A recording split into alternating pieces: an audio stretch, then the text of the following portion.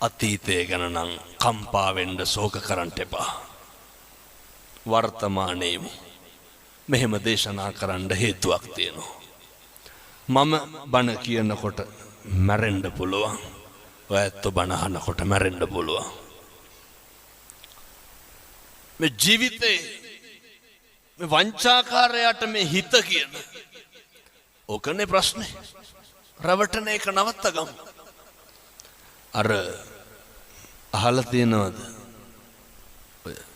බොහෝ දෙනෙක් දන්නවා. එක ව්‍යාජ වෙලෙන්දෙක් ඉන්නවා.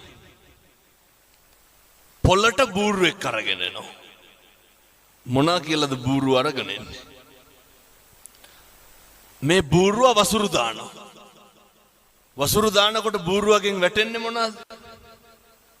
රංකාසි. ව්‍යාජ පශ්චාත්